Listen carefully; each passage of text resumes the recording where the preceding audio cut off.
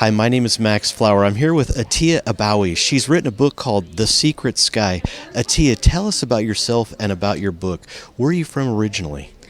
I'm originally from Afghanistan. Actually, my parents and I were refugees when I was one because of the Soviet War, and we came to actually Virginia, where I grew up and went to school and went to university, all of that.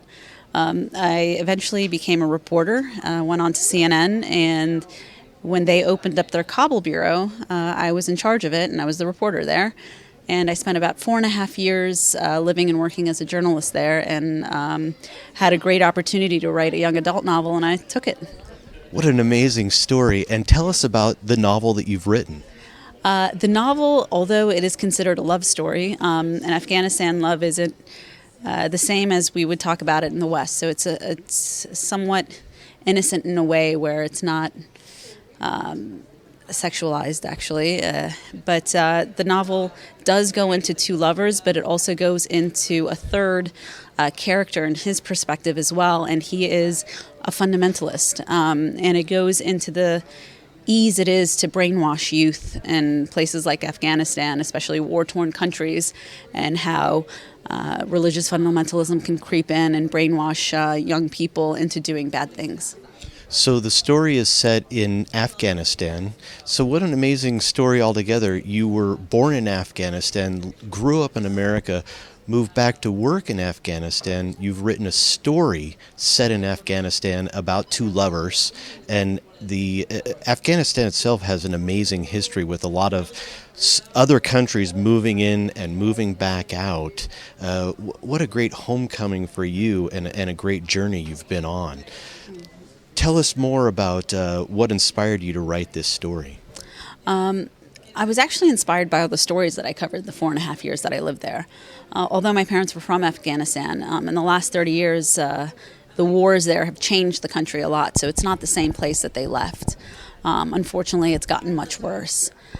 So what I was able to do in this novel is bring together all the stories that I covered in the 4.5 years that I lived there and bring it into one fictionalized story.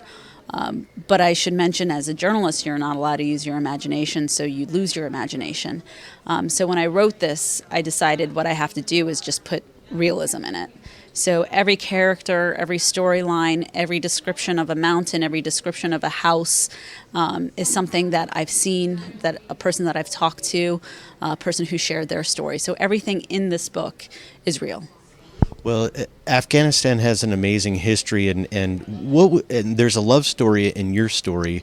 What would you say is the most powerful message that you want to convey from your book?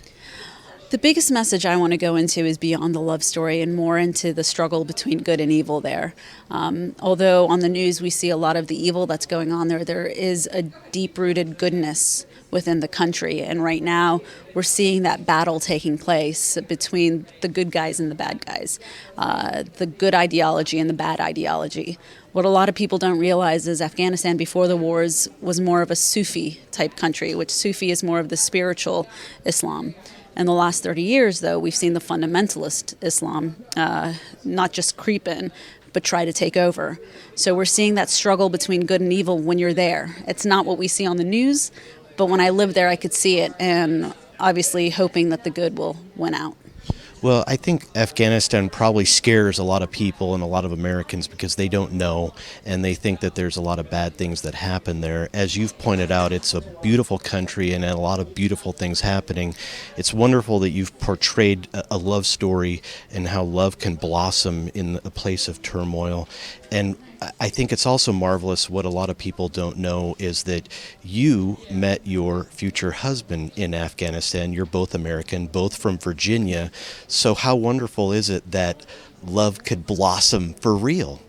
It's funny that you say that because I actually call Afghanistan the country for love. In fact, we had some people within the audience or friends from Afghanistan who also met in Afghanistan. And my husband and I, we actually grew up 5 minutes away from each other in Virginia. He used to drive my cousin to school, but we didn't meet until we were in Kabul. It is a place where I say has unimaginable beauty as well as inconceivable ugliness. It's such an amazing country, and it's It's frightening as it is joyful.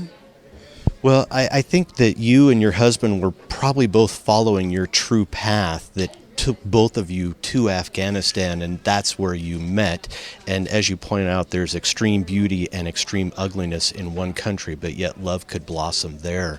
And so I think for all of our friends and followers at home, a message that we can leave you with today is to follow your true path and keep working on your destiny, and great things will happen. Thank you for sharing your story with us. Thank you for writing a wonderful story about Afghanistan and the people there. I wish you the best of luck. Keep up the great work, and thank you for all of your time. Thank you, Max. It's Pleasure's honored to be mine. interviewed by you. Thank Yeah.